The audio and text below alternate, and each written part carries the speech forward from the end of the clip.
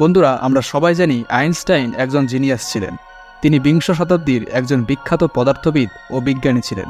প্রকৃতির যে সমস্ত ঘটনাগুলি সাধারণ মানুষের ধারণা এবং বোধশক্তির বাইরে, তিনি সেই সমস্ত ঘটনাবলী নিয়ে গবেষণা করেছেন এবং অনেক ক্ষেত্রে তাদের উত্তরও খুঁজে বের করেছেন।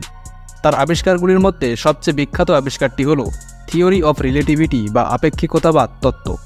আর এই সম্পর্কিত তার বিখ্যাত সূত্রটি হল E=mc², যেটি এখনও অবধি বিজ্ঞানের সবচেয়ে গুরুত্বপূর্ণ সূত্রগুলির মধ্যে একটি।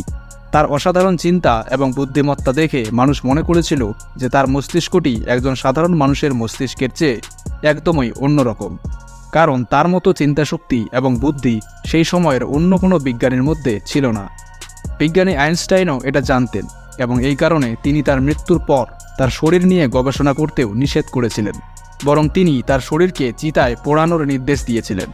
কিন্তু আইনস্টাইন যেটির ভয় পেয়েছিলেন তার সঙ্গে ঠিক সেই ঘটনাই ঘটে। 1955 সালের 13 এপ্রিলে আইনস্টাইন আমেরিকার প্রিন্সটন হাসপাতালে মারা যান। যে ডাক্তার তার অটোপসি বা পোস্টমর্টম করতে এসেছিল, তিনি গোপনে আইনস্টাইনের মস্তিষ্ক চুরি করে নিয়ে যান, কারণ তিনি এই অদ্ভুত জিনিয়াসের মস্তিষ্কের ভিতরে কী আছে তা জানতে খুবই আগ্রহী ছিলেন। তো বন্ধুরা, আশ্চর্য বাস্তবের আরও একটি নতুন ভিডিওতে আপনাদের স্বাগতম। বন্ধুরা, যে ডাক্তার আইনস্টাইনের মস্তিষ্ক চুরি করেছিলেন তার নাম ছিল ডক্টর থমাস হার্ভে। যখন প্রিন্সটন হসপিটাল কর্তৃপক্ষ এই চুরির সম্পর্কে জানতে পারে, তারা ডক্টর থমাস হার্ভেকে হাসপাতাল থেকে বহিষ্কার করে। কিন্তু তিনি আইনস্টাইনের ছেলে হান্স অ্যালবার্টের কাছ থেকে তার পিতার মস্তিষ্ক নিয়ে গবেষণা করার অনুমতি নিতে সক্ষম হয়েছিলেন। আর ঠিক সেই দিন থেকেই সেই ব্রেইন বা মস্তিষ্কটির একটি লম্বা সফর শুরু হয়। ডক্টর হার্ভে একজন প্যাথোলজিস্ট ছিলেন, যিনি শুধুমাত্র পোস্টমর্টম করতে জানতেন।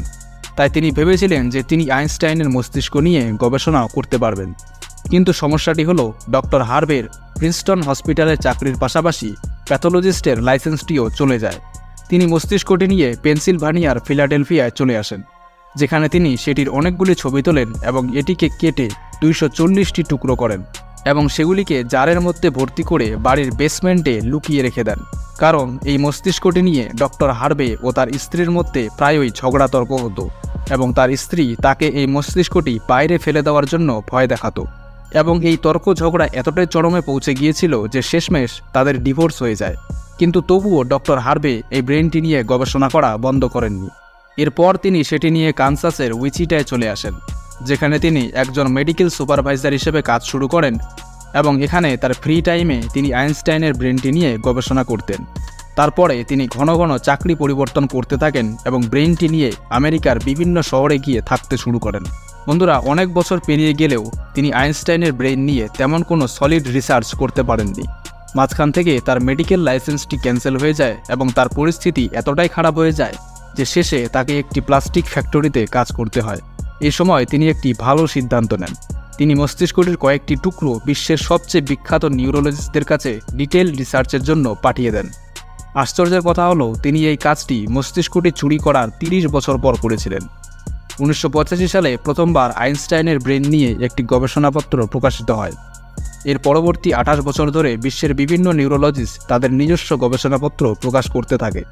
আর এই গবেষণাপত্রগুলি থেকে জানতে পারা যায় যে আইনস্টাইনের ব্রেইন একজন সাধারণ মানুষের ব্রেনের থেকে অনেকটাই আলাদা ছিল। এবং সবচেয়ে বড় পার্থক্যটি দেখা যায় আইনস্টাইনের মস্তিষ্কের কর্পাস ক্যালোসাম অংশে। বন্ধুরা, এখানে আপনাদের জানিয়ে রাখি যে মানুষের মস্তিষ্ক দুটি ভাগে বিভক্ত। একটি হলো বাম মস্তিষ্ক এবং অপরটি ডান মস্তিষ্ক। বাম মস্তিষ্ক আমাদের শরীরের ডান অংশের যাবতীয় কাজ করে এবং ডান মস্তিষ্ক বাম অংশের কাজ করে। কথা বলা, কোনো কিছু বোঝা, গাণিতিক হিসাব করা এবং লেখালেখি করার মতো কাজ মানুষের বাম মস্তিষ্ক কন্ট্রোল করে। এবং যে কোনো রকমের ক্রিয়েটিভ কাজ, যেমন আর্ট, মিউজিক বা কোনো কিছুর আকার বোঝা, তা এই জাতীয় কাজ ডান মস্তিষ্ক কন্ট্রোল করে। এখন হয়তো আপনি ভাবছেন যে তাহলে কর্পাস ক্যালোসামের কাজ কি? বন্ধুরা, কর্পাস ক্যালোসাম হলো সেই অংশ যার সাহায্যে মানুষের বাম মস্তিষ্ক ও ডান মস্তিষ্ক পরস্পরের সাথে যুক্ত থাকে। এর সাহায্যে মস্তিষ্কের দুই অংশের মধ্যে তথ্য আদান প্রদান হয়। আর বিজ্ঞানী আইনস্টাইনের এই কর্পাস ক্যালোসাম অংশটি যে কোনো সাধারণ মানুষের থেকে আকারে অনেকটাই বড় ছিল। অর্থাৎ তার ডান মস্তিষ্ক এবং বাম মস্তিষ্কের মধ্যে একটি স্ট্রং কানেকশন ছিল, যার জন্য তিনি অনেক জটিল সমস্যা ও পরিস্থিতির কল্পনা করতে পারতেন। কর্পাস ক্যালোসাম ছাড়াও আইনস্টাইনের ব্রেনের প্যাটার্নও সাধারণ মানুষের ব্রেনের থেকে আলাদা ছিল এবং গবেষকরা মনে করেন যে এই কারণেই তার মাথায় বেশি নিউরন ফ্লো ঘটত। আর বেশি নিউরন ফ্লো থাকার জন্যই আইনস্টাইন জটিল গাণিতিক ক্যালকুলেশন সহজে করতে পারতেন। বিজ্ঞানী আইনস্টাইনের মস্তিষ্ক এতটাই পাওয়ারফুল ছিল যে কাগজ কলম ছাড়াই তিনি শুধুমাত্র নিজের মাথার ব্যবহার করেই মনে মনে অনেক জটিল অঙ্কের সমাধান করতে পারতেন। একটি গবেষণাপত্রের মতে আইনস্টাইনের মস্তিষ্কের ওজন ছিল 1230 গ্রাম, যেখানে সাধারণ মানুষের মস্তিষ্কের ওজন 1400 গ্রাম হয়, যার ফলে তার মাথায় নিউরনের সংখ্যাও ছিল সাধারণ মানুষের তুলনায় অনেক বেশি। কিন্তু বন্ধুরা, এখন প্রশ্নটি হলো যে আইনস্টাইন কি জন্মই নিয়েছিলেন এরকম পাওয়ারফুল ব্রেন নিয়ে, নাকি তার জন্মের পর তার মাথার ভেতরে এসব পরিবর্তন আসে? এ বিষয়ে রিসার্চ করার পর জানা যায় যে তার জন্মের পর আইনস্টাইন 5 বছর বয়সে কথা বলা শুরু করেছিলেন, যেখানে সাধারণত বাচ্চারা 2 থেকে 3 বছর বয়সে কথা বলতে শুরু করে। এবং কথা বলা শুরু করার পরেও তিনি বেশি কথা বলতেও পছন্দ করতেন না এবং সবসময় নিজের মনে নানান চিন্তাভাবনার মধ্যে ডুবে থাকতেন।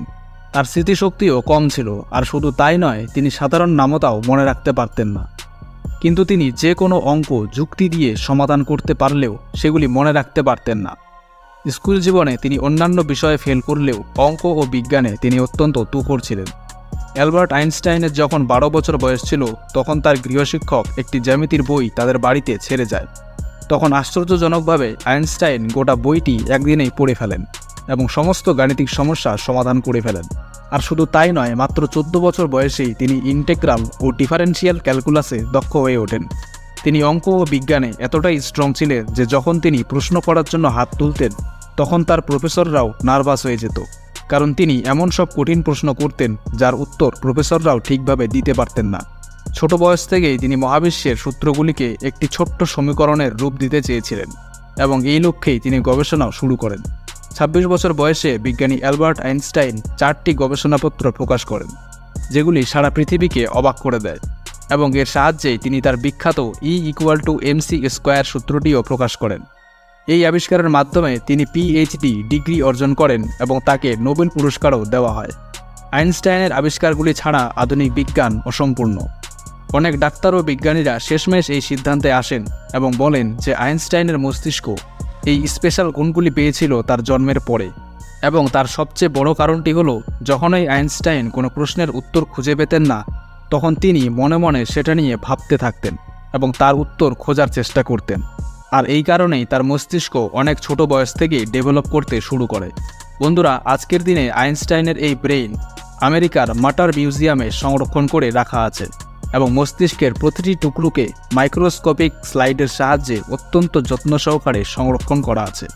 তো বন্ধুরা, আশা করি এই ভিডিওটি আপনাদের ভালো লেগেছে। ভালো লাগলে অবশ্যই একটি লাইক করুন এবং এরকম ভিডিও রোজ দেখতে হলে চ্যানেলটিকে সাবস্ক্রাইব করুন।